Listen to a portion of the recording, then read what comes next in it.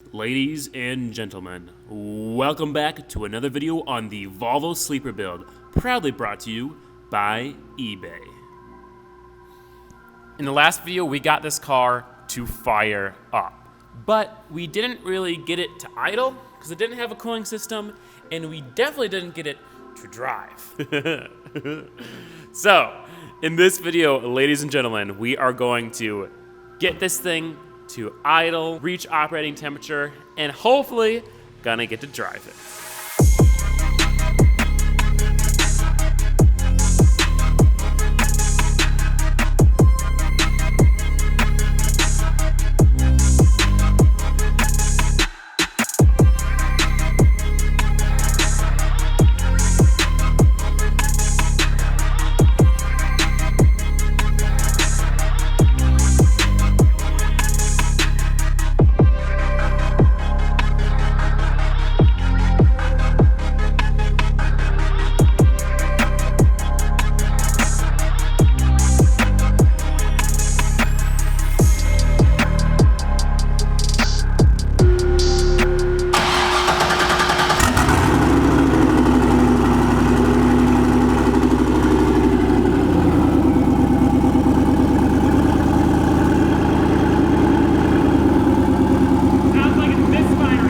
To find that misfire, we went through and unplugged each injector one by one. If the engine RPM dropped when we unplugged the injector, then that means that that cylinder was firing. Bingo, found the misfire. The misfire might have something to do with the fact that I never plugged the wire in on that cylinder.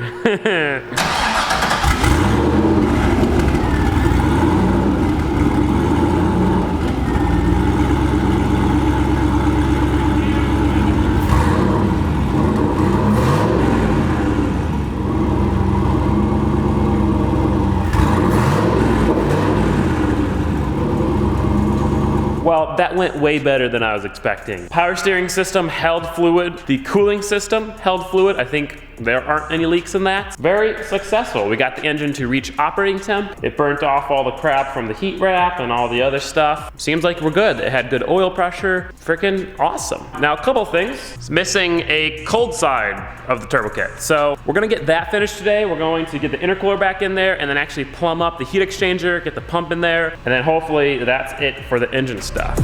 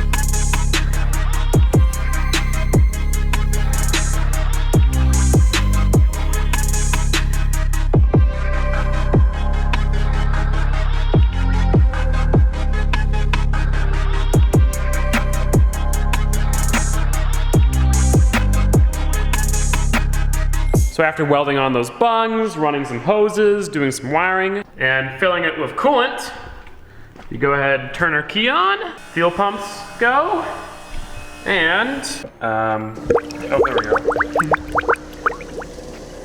So that is the pump for the intercooler system, cycling cold water from the heat exchanger through the radiator into the reservoir, back to the heat exchanger. You can see the water flowing through it though, honestly. That doesn't look too terrible. I'm gonna do the top intercooler piping now, which gotta add the blow-off valve and the intake air temperature sensor.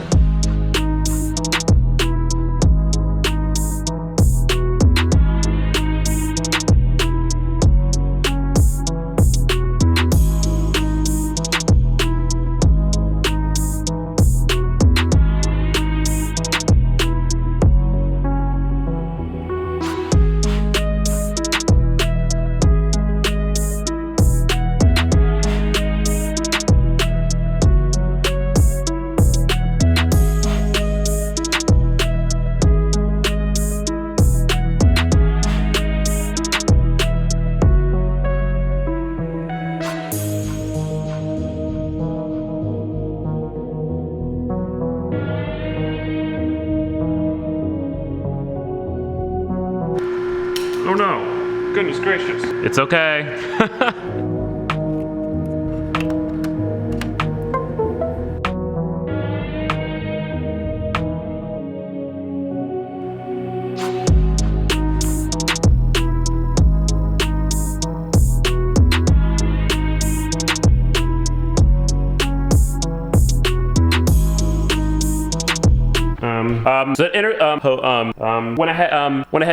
I also went ahead and loaded a new tune with the custom data for the Diagnostics injectors. I also added some oil pressure safeties, coolant temperature safeties, so if the oil pressure is too low or if the coolant temperature is too hot, it will pull timing. The engine bay has definitely filled out. There's just so many hoses and wires going everywhere. It's kind of a cluster.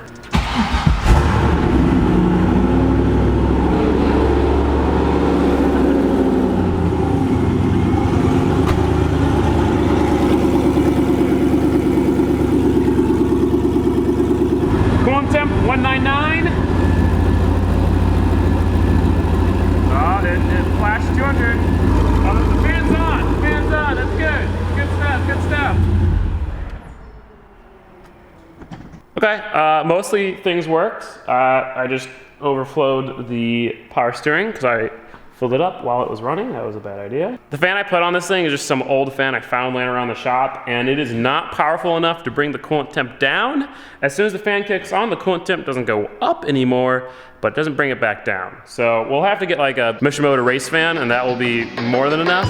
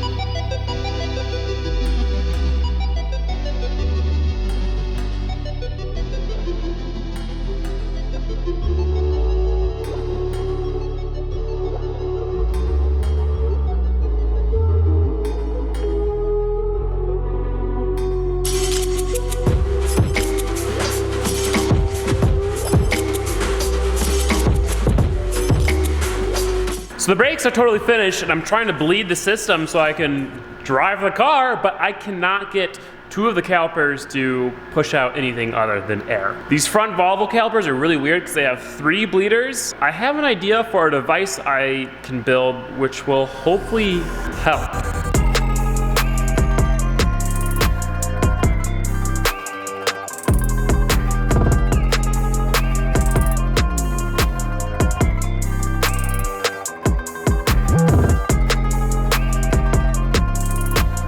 So this is what I made. It's pretty much a shop vac connected to just a vacuum line with a jar in the middle. My idea is to put this on the bleeder, turn on the vacuum, suck out the air and the fluid.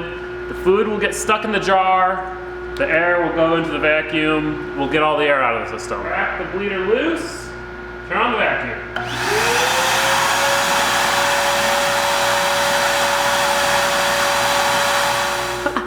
It got fluid.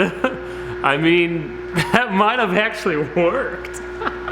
I don't think it actually worked. The problem is that that vacuum isn't like a sealed vacuum. So although it is sucking some fluid out of the brake line, it's not sucking all the air out, and it's not creating a airless system. I did a little more testing. I think the master cylinder is bad because I can feel the brake pedal skipping. So like I'm pushing down on the brake pedal and it's like.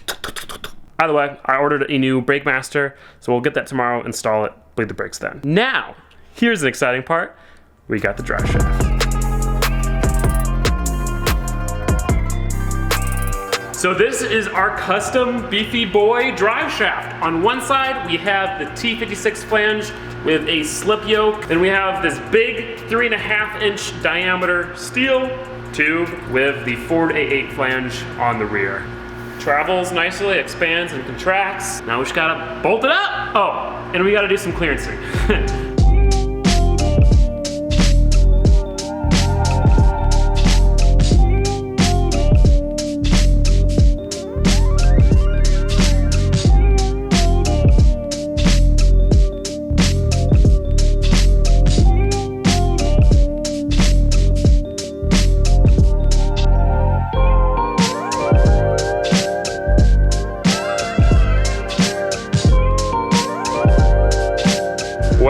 The drive shaft is in and it fit perfectly. I want to see the rear wheels move.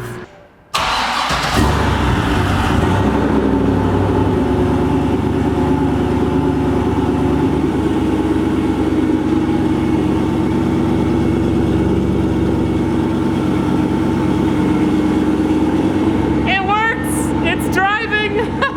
Now we just gotta fix these brakes.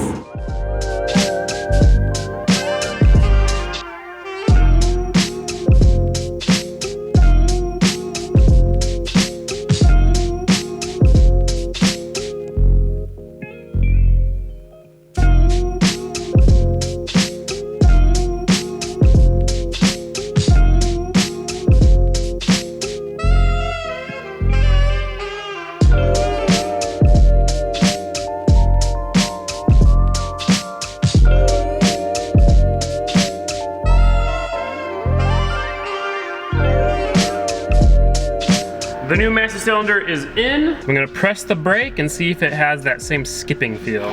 The answer is no. So that's a good sign. It must have been the master cylinder then, because that's the only thing we've changed. So I'm gonna go ahead and try to bleed it again. So I'll see you in like 2 hours. I was able to get the brakes okay, enough for the car to stop. It's obviously a little difficult to bleed brakes by yourself. I was pumping the brakes, putting a stick on the brake pedal, getting out, cracking the bleeder, closing it. Also, I might have snapped a bleeder, so that's probably why the brakes aren't that great. The point is, I will fix that before we take it to the dyno. So, gotta put the hood on, gotta put the wheels back on, and I think we can drive it.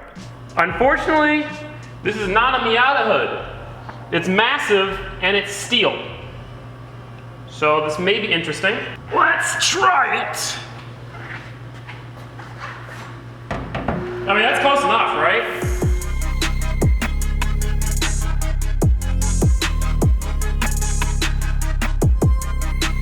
I also just now remembered that this lovely solid axle was sitting in a junkyard for who knows how many years. So I'm gonna do a quick fluid change before we drive it.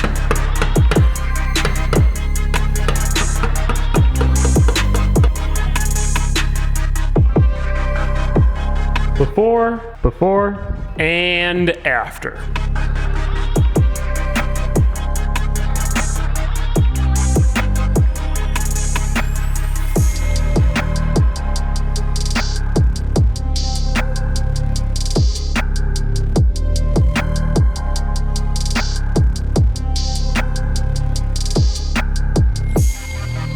It's time. These first drives are always kind of surreal. What will sound broken while driving it, or what won't? Maybe it'll be perfect, or maybe literally everything will sound broken.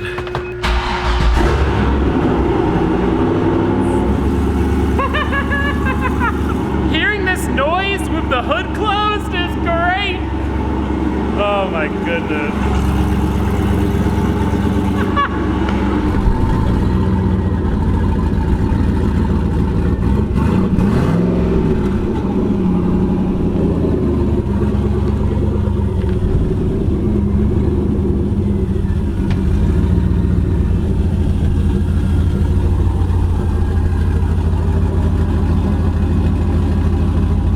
Drive! It pulled out of the shop amazingly. The clutch release is way at the bottom, which I do have a new master cylinder to go in there. I just haven't put it in, but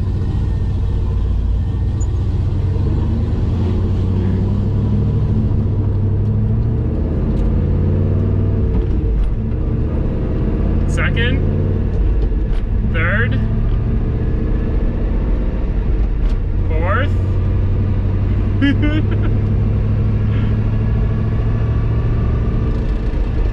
Fifth. some vibrations, not that bad. I feel the rear suspension quite a lot because there's no bushings, it's all solid mounted. As soon as I started driving, intake temps plummeted because it's cold outside and that heat exchanger is really big. So that's working really well.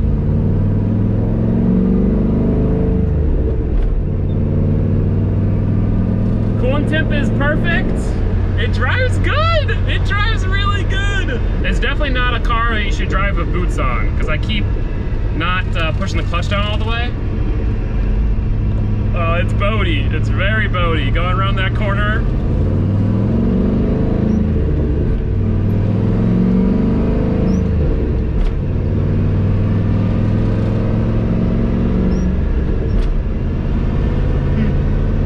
I will say I wish I would have done it quicker so I could feel the before and after a little bit better, because I've been daily driving an LS400, which is not fast, but it has a V8, so it feels torquey and stuff, and I know this thing felt so slow, but it doesn't feel like super fast right now. But I think if I wasn't used to driving the LS400 and if I was used to driving this, it would feel really fast. I'm not too worried though, because it's gonna feel fast when it's ripping, so that's all that really matters, right? I love how I can feel the entire car turn over, kind of stress under the power, even just revving it.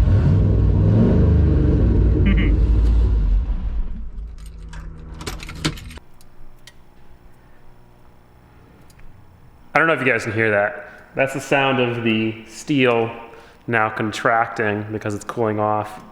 A little nerve-wracking. I think that's the only thing I'm nervous about braking. But honestly, that is the best first drive I could have ever hoped for. In the next video, guys, we're gonna get everything 100% finished, ready for the dyno. So I need to make new coil wires, relocate some of that stuff. Gotta fix the PCV system, get a boost controller wastegate on there. Sorry, not boost controller, wastegate. Boost controller and like vacuum lines on there and a different wastegate spring. And then, yeah, we can drive it on the street. Guys, thank you so much for watching, for the support. Thank you to eBay for making this possible. Hearing the engine run with the hood closed and it looking just totally stock is such an awesome experience in person. I don't know how it looks on camera, but it's awesome in person. Anyway, goodbye guys. Bye-bye.